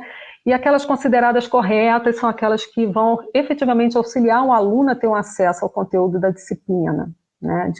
De entender o conceito, de entender a lógica, de entender aquela análise dentro do conteúdo da geografia. Essas estratégias, né, elas devem ser adequadas sempre à série e à idade dos alunos, então todo o material, a linguagem, tudo que nós desenvolvermos, né, a gente tem que ter sempre um texto de apresentação, um mapa ou algum outro esquema tátil e muitas vezes um exercício também de fixação, né, algo que o próprio Pedro Rafael sugeriu que a gente fizesse. Mas sempre com uma linguagem adaptada para os alunos, entendendo que quando passa para o código Braille, né, tudo fica, assim, muitas vezes um parágrafo ocupa metade de uma folha, então às vezes pode ser cansativo para o aluno, então tudo a gente tem que levar em consideração. A gente tem que sempre exercitar a empatia, né? Então, cada aluno ele é singular e responde de forma própria às estratégias didáticas. Então, da mesma maneira que a gente tem 30 alunos numa sala e nem todos vão responder da mesma maneira ao trabalho do professor, o mesmo vale para os alunos que possuem deficiência. Então, não é porque você preparou um material didático que ele vai servir perfeitamente para todos esses alunos. Alguns podem responder mais ou melhor para algum tipo de recurso, tá? Então, a gente também tem que ter isso em mente e buscar sempre tentar contornar essas dificuldades. E o importante não é preparar um recurso didático para o aluno cego, por exemplo, mas com o aluno cego, tá? Então, a gente não faz nada para ele achando que vai funcionar para ele. A gente tem que preparar junto com ele. Ele vai dizer, olha, eu entendi, não entendi, isso aqui não está claro para mim, não estou conseguindo entender o conceito, e tem que melhorar. Então, a gente vai construindo junto com o aluno dentro daquele pensamento, nada sobre nós, sem nós, né? A gente não pode ter medo de errar, porque nós vamos errar, nós erramos muito, né? A gente vai, refaz, a gente não pode desistir, né, de buscar alguma estratégia, porque se a gente não fizer isso, o que vai continuar prevalecendo? A exclusão, né? A gente vai sempre deixar aquele aluno de lado, porque ele tem alguma deficiência e não consegue acompanhar. A gente não pode fazer isso, a gente tem que buscar algum mecanismo para incluir esse aluno efetivamente. E para isso, eu apontei aí nessas instituições que vocês podem recorrer, lives, vídeos, materiais, bibliografia, para que a gente possa estudar, para que a gente possa aprimorar, possa conhecer diferentes técnicas e métodos para incorporar no trabalho, né? Então tá aí, muitas instituições, recursos didáticos, pesquisadores, para os quais a gente pode buscar ajuda. E lembrando que a inclusão escolar também não depende só do professor, não é um trabalho isolado, né? Mas é todo um conjunto, né, de mudanças que tem que acontecer, né? E aí tem um longo caminho à frente, então é toda escola, funcionários, né, todos os demais espaços, tudo com infraestrutura, tudo tem que estar envolvido nesse processo de inclusão. Então não é apenas um esforço individual do professor. Embora existam instrumentos e garantias por leis, na prática, sem acesso aos materiais adaptados, criados para ensinar o aluno cego, este pode ficar mais excluído do que incluído, restrito ao seu espaço vivido, né? Então, ele acaba ficando apenas com o conhecimento que ele tem ali daquele espaço que ele vive, que ele circula. Se a gente não trabalhar, né, com mapas táteis, apresentar esse material para ele, de tentar desenvolver o conhecimento geográfico utilizando esses materiais táteis. Então, cada um de nós deve agir como um agente multiplicador de sensibilização acerca da importância dessa inclusão escolar, né? E para isso, a gente tem que buscar sempre mudar essa forma de preparar os materiais didáticos, né? Então, por quê? Porque esse material tátil que eu preparo, que eu imagino que esteja voltado para o aluno que é cego, ele, na verdade, ele beneficia todos, né? O mesmo aluno que enxerga, ele pode ter facilitado o seu processo de aprendizagem, tocando naquele material, né? Sentindo e absorvendo também os benefícios desse material. Então, na verdade, não vai apenas servir para o aluno que tem deficiência visual, mas vai servir a todos. E isso que é, na verdade, a verdadeira inclusão escolar. Então, obrigada. Eu não sei se eu passei do tempo, porque eu estava aqui sem... Passei acho que um pouquinho, né, Vivian? Mas, enfim, eu agradeço aí a atenção e espero que tenham me ouvido. Deixa eu tirar aqui o... Não sei se tem perguntas. Então, enquanto você está tirando, Marta... eu tenho que fechar aqui, né, Vivian? Eu fecho aqui? Se você quiser, eu posso remover daqui, não tem problema. Tá? Peraí, deixa eu voltei para cá. Pronto. Não tem problema, eu tirei aqui da visualização, tá? Bom, pessoal, boa noite aí para todos e todas. Passou um pouquinho, sim, mas não tem problema, isso é normal, é um assunto instigante, né, muito relevante. Se você quiser colocar o teu vídeo, né, para que possamos vê-lo agora de forma melhor. Sim. O Bruno também, se quiser, eu vou apresentar o Bruno, né, que o Bruno é o nosso bolsista de extensão. O Bruno Campos, ele entrou na Bolsa... Opa, Bruno! Ele entrou na Bolsa faz pouco tempo, né? Na realidade, mais esse ano, né? Apesar de, no ano passado, ele ter sido voluntário, e aí, finalmente, ele acabou sendo o nosso bolsista. E ele vem trabalhando exatamente, né, nas mídias aqui, tentando ajudar ao máximo, né, fazer a divulgação, e por trás dos bastidores, literalmente, né, Bruno, tentando verificar aqui as informações, mandar as informações também aqui pelo chat, né, do nosso YouTube, no nosso canal do DIG. E, Marta, o assunto que você... Né, a temática que você abordou é, assim, pano para manga mesmo, é por isso que passou um pouquinho de tempo, porque é uma coisa muito nova, né, de certa forma, né, apesar de que em outros países isso já vem avançando muito mais efetivamente, com melhor tecnologias, né, com informações. Eu acho que os nossos alunos, né, principalmente, a grande maioria aqui que assistiu a nossa live, né, são também de alunos, alguns grandes amigos. A professora Sandra, no caso, ela é integrante lá do Parque Estadual Cunha-Bebe, ela é presidente lá do Conselho Consultivo, está aqui presente nos escutando. Ela também gosta de educação ambiental, né, de participar de temas como esse. Ela também estagiou até como psicóloga, né, porque ela também tem psicologia na formação, e ela falou aqui que trabalhou, estagiou, né, no Instituto Benjamin Constant, conhece bem, e falou até de uma coisa importante, interessante, que você falou sobre a questão de uso disso, exatamente da cartografia tátil, né? Você falou que pode ser adotada em trilhas, né, para os caminhantes que também têm ou baixa visão ou são cegos, e eu acho importantíssimo isso, porque é uma das coisas da temática que eu também me envolvo um pouco. Eu orientei também o rapaz que você falou, o Robson, né, no doutorado, que também é funcionário lá do Instituto Benjamin Constant. Ele dá aula exatamente para pessoas que têm baixa visão e cegos, e no caso, ele trabalhou comigo no doutorado exatamente isso. Ele te ajudou muito no projeto, né, que você desenvolveu lá no PET da UERJ.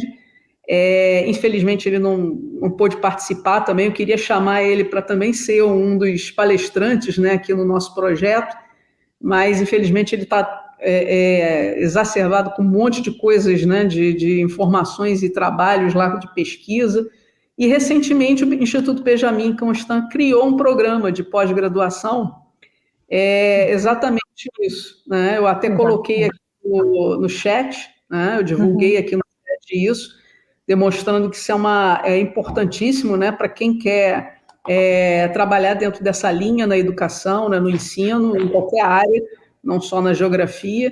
E, no caso, né, em termos de perguntas, aqui nós temos, se eu não me engano, foi do Felipe Coelho, né?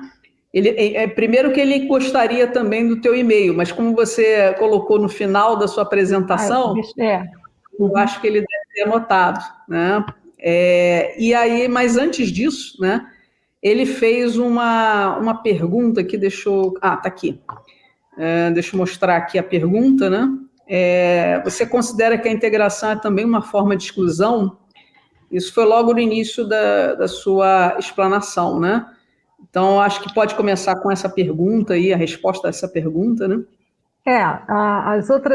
As próprias pesquisadores, né, dessa área da cartografia tátil, da educação inclusiva, eles até colocam que muitas vezes na fase da integração que você tinha as escolas especiais, né, quer dizer, foi um avanço em relação ao que tinha no passado, lógico, né, que era aquela exclusão total e a segregação total, mas a integração, como o próprio esquema, né, que mostra, eles passaram a ter acesso à educação, que antes eles nem tinham, né, não tinha essa abordagem educacional, passaram a ter acesso à educação, mas muitas vezes colocados em escolas, né, especiais, eles não estudavam junto com os alunos das classes regulares, né, as escolas regulares diziam que não tinham condições de absorver esses alunos, então o que existia era as escolas especiais para esse público, e muitas vezes, às vezes, uma sala de recursos só para eles, enfim, então é nesse sentido, né, de não incluir, de não estar dentro de um grupo regular, interagindo com esse grupo, tendo acesso, sendo acolhido, tendo acesso ao conteúdo, como ele tem que ter, e permanecendo na escola, né? Inclusive, quando eu fazia cursos na LBC, tive a oportunidade de ter colegas que eram cegos, e eles ficavam maravilhados, eles falavam, puxa, que bom, quando eu estudava na minha escola, eu nunca podia interagir, né? Eu ficava de lado, o professor não conseguia me incorporar, ele dizia que não tinha preparação para aquilo, que não sabia o que fazer comigo. Então, nunca eu era incluído numa atividade em grupo, eu sempre ficava num canto isolado, né?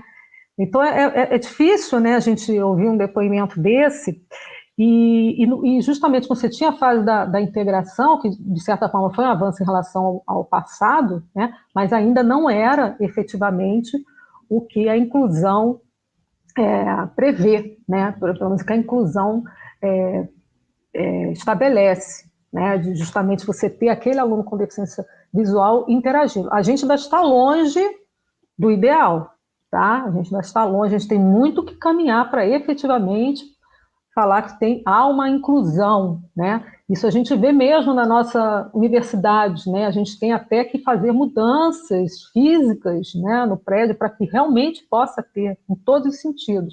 Isso já foi até de certa forma colocado como uma ideia, a gente pretende depois desenvolver, né, depois da pandemia, mas é um trabalho conjunto, é um desafio.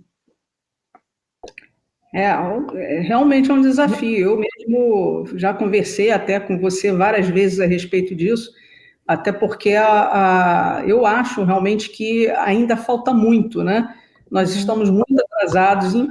Graças a Deus, nós temos aqui no Rio de Janeiro o Instituto Benjamin Constant, mas ele é único, né? E muitas vezes o acesso, inclusive, dos professores para entender esse universo, ou até mesmo trabalhar com isso, com essa inclusão em sala de aula, é muito complicado, né? Já é complicado para eles terem o ferramental, né, necessário, tanto no ensino fundamental como médio, de um modo geral, dentro da geografia, né, para você conseguir levar até o aluno o conhecimento geográfico, né? Imagine para aqueles alunos que têm baixa visão ou são cegos, né? E que considerando né? Considerando o país imenso como o nosso, com uma grande diversidade que nós temos, né? Que a gente está falando aqui, Rio de Janeiro, está falando de São Paulo, que você tem aí o Unesp, vários projetos, você tem o LEMAD, né? O USP, Santa Catarina também, com trabalhos maravilhosos, como o Labitat, tem o Rio Grande do Sul também, mas e quando você sai do Centro-Sul, né? As dificuldades dessas outras instituições que às vezes estão no interior que você não tem, né? Então, muitas vezes a pessoa que tem deficiência não tem acesso a isso. O aluno fica de lado, o professor muitas vezes não tem preparo para isso, né? Então, é realmente um desafio, e se você considerar toda a diversidade do nosso país, a gente já tem. É difícil aqui no Rio de Janeiro, né? Que nós temos o IBC aqui do lado, né? E nesse eixo Rio-São Paulo já é difícil, né? Tem muito que caminhar. Imagine no interior desse país, em outras áreas, outras capitais. Não, com certeza. Nós temos aqui a presença, inclusive, do Marcelo, ele é estudante, né, na geografia, o Marcelo dos Santos. Ele já deu aula, inclusive, né, teve alunos, né, em 2 anos, 8º e 9º ano, né, e ele mostra isso, que ele foi adaptando, né, cores, né, foi pesquisando, muitas vezes talvez por conta própria, né, pegando informação dali ou daqui, né, e tentando trazer um pouco exatamente desse mapeamento temático, né, das disciplinas, né, para as séries. E ele fala até que já usou até texturas, canetinhas, né, para tentar essa acessibilidade a esse conteúdo, né? Inclusive, é uma questão que eu coloco até para você, de que realmente as escolas não estão preparadas, né? Elas não têm material, né, normal, comum, desde uma canetinha, desde um papel acetato, né, que seja, né, para o professor fazer ali que muitas das vezes são apenas subterfúgios que ele utiliza ou adaptações, e como eu falei, não tem acesso, né, às capacitações, inclusive, que você teve acesso, né, que você foi lá e procurou, né, desenvolver até com os alunos, que é a formação deles, né, em licenciatura em geografia. E na verdade... Oi, pode concluir, pode.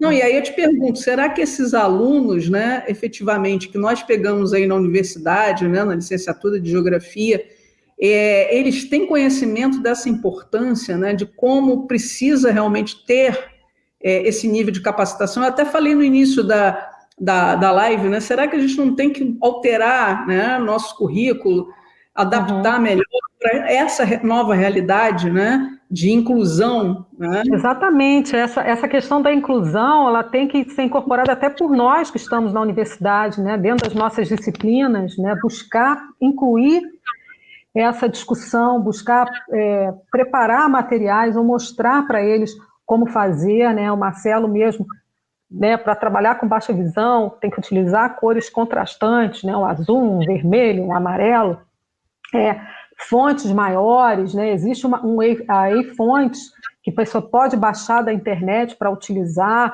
já foi definido que o tamanho, o espaçamento entre as letras é o melhor para eles definirem. Então, nós mesmos temos que nos capacitar, né? A gente tem que buscar formação continuada, aprimorar e passar isso para os nossos licenciandos, nossos formandos, né? Como eu falei, nós temos que ser agentes multiplicadores, né? Nós não somos, assim, especialistas, não fiz dissertação, não fiz tese, não fiz, mas a gente está buscando, né, conhecer, falar com os especialistas, aprender, fazer cursos para que a gente possa replicar, passar esse conhecimento adiante, né, contribuir, nem que seja um pouquinho, e mostrar o caminho. Olha, você pode aprender mais, vai para essa instituição, faz os cursos, de repente, se você quer mesmo, faz mestrado dentro dessa direção, né, procure os profissionais desse laboratório, né, a gente vai caminhando, vai conhecendo, a gente vai sinalizando para os alunos, né, que caminhos ele pode percorrer para tentar se especializar nisso daí. Isso aí. O outro aqui que também falou, né, ele na realidade não perguntou, né, mas ele fez uma grande afirmação, e inclusive você apresentou isso, né, na sua explanação, que ele acredita muito nessa tecnologia assistiva, né, a audiodescrição. Inclusive eu cheguei a fazer até um pequeno curso online, né, isso pelo CEDEV, né, audiodescrição, né, em função até na realidade foi vídeo descrição, né, mais do que áudio, porque o material didático, né, que nós colocamos lá no CEDESC, que é o ensino à distância para a licenciatura em Geografia, né, ele é um material que muitas vezes tem muitas fotos, muitas imagens, né?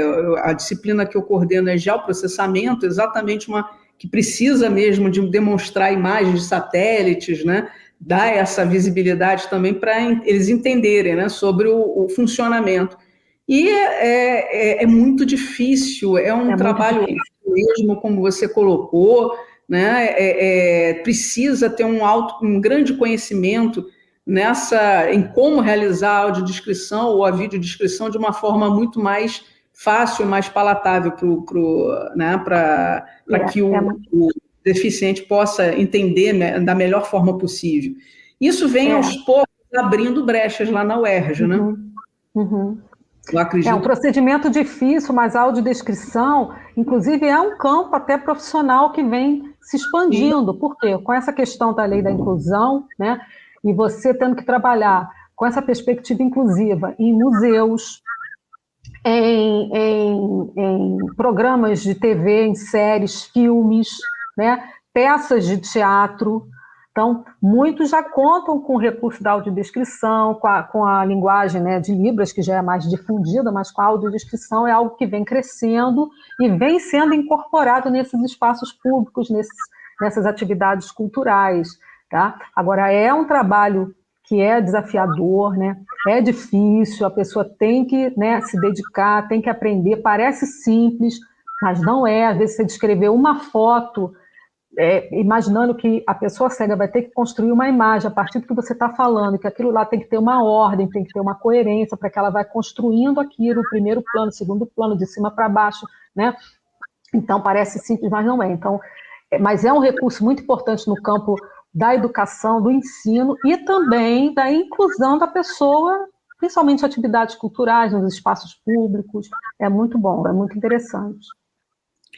Então, aqui do Alisson também tem essa pergunta, né? A audiodescrição, então, é um recurso de tecnologia assistiva com potencial inclusive de maior acessibilidade, né? Já que a gente está falando sobre esse assunto, né? Sim, sim, aí acho que com certeza, é um campo assim a se explorar, né? E lá no curso eles mostram as possibilidades, né, para nós. Então, tinham pessoas que trabalhavam em rede de TV, né, que tinham interesse em incorporar isso em projetos televisivos, em programas de televisão, em teatro. Isso já vem acontecendo bastante em filmes, a gente já vê isso disseminado, né, em plataformas de streaming. Quando eu mostro, quem tiver Netflix em casa vai poder pedir lá na legenda, pede lá a opção audiodescrição e vai ver que já existem alguns filmes, são poucos ainda, mas isso vem crescendo, né? E isso é algo que facilita, né? Porque realmente a pessoa passa a fazer parte, né, daquele processo. Então, eu acredito que tem tudo para crescer e para incluir mais e dar mais acessibilidade, né? Facilitar que as pessoas possam melhor se orientar e acessibilidade a vários conteúdos diversos. E é muito legal, ou seja, a pessoa não vai mais para o filme e fala, o que é isso, o que é aquilo, né? Um contando para o outro. Agora, o próprio espetáculo já incorpora essa pessoa, ela vai participando de tudo que está acontecendo em cena. Isso é muito bom. Tem um aqui que é uma constatação também, mas depois ela faz uma pergunta mais à frente, né? As placas que foram elaboradas lá no Pedra Branca, né, foi em conjunto com Furnas. E ela, como ela é presidente lá do Conselho Consultivo do Parque Estadual Conhebebe, né, ela está falando que eles estão realizando isso para a trilha lá do Curumim, né, que é uma trilha pequena, né? Eu até quero falar sobre isso, né, porque pelo que eu entendo um pouco, né, disso, na questão de que você precisa utilizar esse tipo de material, por exemplo, não só de imagens, mas também de leitura, né, tátil, dentro da trilha, né, com as placas específicas, inclusive adaptadas ao tipo, né, do nosso clima. Isso em alumínio, porque facilita, né? Chover, não vai corroer, não vai ter durabilidade. Vai criar uma durabilidade maior. E aí ela está falando na Curumim exatamente porque é uma trilha pequena, né, do parque, é uma trilha que é voltada para educação ambiental, né, especificamente, ela tem uma ampla, não só biodiversidade, mas também um patrimônio ali associado, que é um patrimônio não só natural, mas também histórico-cultural, porque existem ruínas ali exatamente da época da escravatura, né? Era uma área de entreposto, né, para material que os escravos, né, e também estocagem de escravos, enfim, tempo ruim, né, da nossa história, mas que ao mesmo tempo a gente tem que manter vivo, né, e saber e procurar passar não só para os locais, né, mas também para as escolas. Então ali é uma trilha utilizada pelo parque exatamente para essas atividades com as escolas no entorno, né? E aí eu te pergunto, o Benjamin Constant, ele vem trabalhando um pouco com isso, né, dando auxílio, dando suporte, né? Claro que você depende também dessas parcerias, como a professora Sandra falou, no sentido de parceria público-privada, né, de Furnas estar ali num termo de compensação, né, que seja para a unidade de conservação, para financiar, né, o material, essa coisa toda, mas ele vem dando apoio também nisso, né? Eu acho que como instituto, né, de educação, eles têm interesse, né, mas às vezes a gente sabe que é tudo às vezes um pouco complicado, principalmente quando envolve alunos, né, crianças, né. Eu lembro até que o próprio Robson falava que tinha interesse em fazer, né, ali, o próprio Leandro, colega nosso, né, tem um projeto de fazer aquela pista Cláudio Coutinho, né, de implantar ali o sensorial, né, justamente porque é perto do instituto, não seria muito complicado levar a turma, né, para acompanhar ali. Então, assim, eu acho que tem interesse, né, dos professores em desenvolver essas atividades ao ar livre, né, com esses alunos, como levar o próprio jardim sensorial no jardim botânico, né, isso, e normalmente as famílias apoiam bastante, né, os pais precisam do apoio da família, né, a permissão, mas eu acredito que também os pais são bem engajados e poderiam ter incentivar essa participação. Ela tem interesse, né, exatamente em fazer isso, até para relacionar, né, as questões ambientais, né, dos manguezais, dos costões rochosos, né, que existem também ali.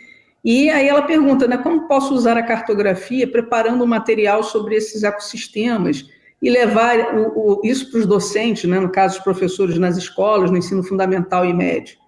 Você tem ideia de Aí como você poderia até, dependendo da área, ou preparar perfis, né, transversais, táteis, como é possível fazer, né, em que você poderia mostrar a variação topográfica, né, desde a área dos costões até os manguezais, e principalmente também preparando maquetes, que eu acho que as maquetes funcionam melhor, né, que é uma representação tátil também para a inclusão desses alunos, né, para que eles possam perceber, né, as variações topográficas, de relevo. A professora Carla Sena, naquela live que eu deixei ali para vocês, ela mostra um trabalho de monografia do orientando dela, em que ele fez como se fosse uma porção hipotética do relevo, né, uma bacia, botou os divisores, os rios, colocou, acho que fundo de planície, colocou diferentes tipos de litoral.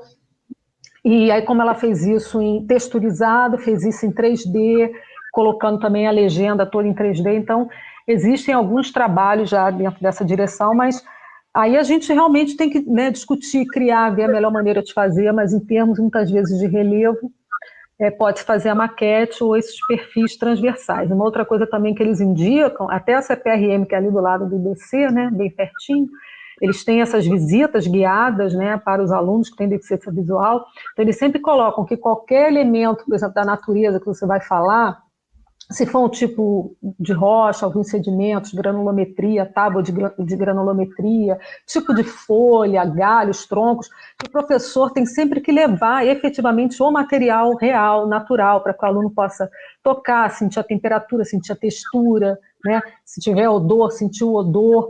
Então, levar essas amostras, né, também, para que o próprio fragmentos de materiais, fragmentos de sedimentos, de rochas, enfim, perdão, fragmentos sedimentares, para que o aluno possa sentir, né, tocar, perceber, né, se for o caso, se for material, siltoso, argiloso, sentir também, né, como a textura e como ele forma aglomerados, né? Então, todo esse trabalho com parte toda mineral, tentar também fazer amostras, né? E que possa, de certa forma, fazer algum tipo de exercício prático ali com os alunos, né? Pode ser também uma saída. Também não só a parte de planta, de rocha, mas também toda a biota também, né? Descrever, mostrar. Eles têm a sede lá no parque, né? Que é grande, é bem ampla.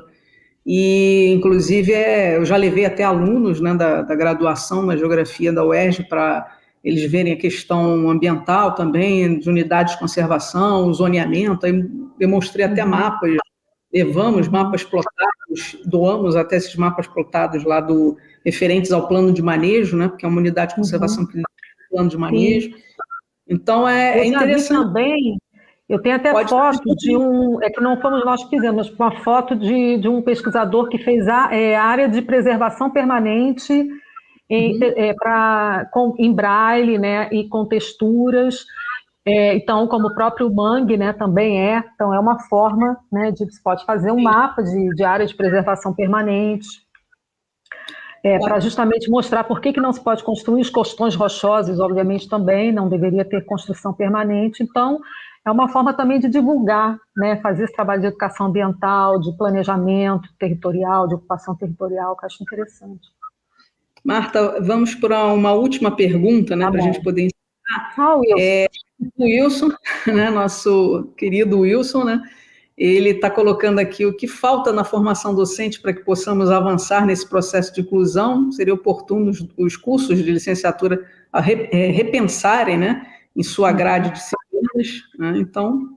isso está acontecendo na UERJ, né? Nós já fizemos um esforço no curso de geografia, né? A gente colocou lá, já está um elenco de disciplinas. Uma delas é a que eu falei, né? O ensino de geografia adaptado ao aluno com deficiência visual, que eu preparei justamente essa ementa como um resultado desse aprendizado, né? Apesar de eu ainda ter muito que aprender, mas eu falei, não, vamos tentar formalizar uma disciplina aqui, né? Garantir o espaço dessa disciplina para que ela seja incorporada ao currículo, mesmo sendo uma eletiva, né?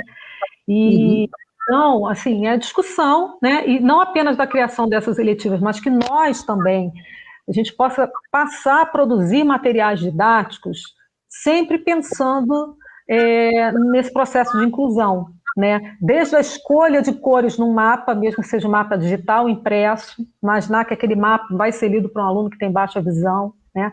No tipo de fonte, na linha, no ponto, no tamanho, na impressão, enfim.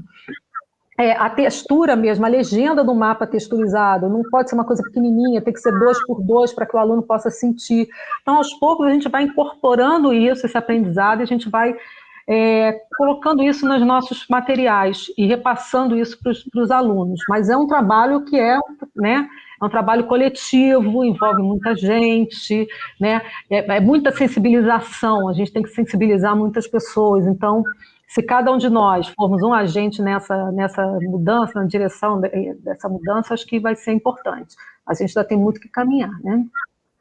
Certeza. Mas estamos melhor do que já estivemos antes. Então, a gente tem que pensar assim, né? Faz parte da evolução. E se Deus quiser, essa pandemia terminando, né, voltando os trabalhos, né, a gente conseguindo fazer as coisas presenciais e os projetos andando, né, caminhando, a gente conseguindo fazer isso, né?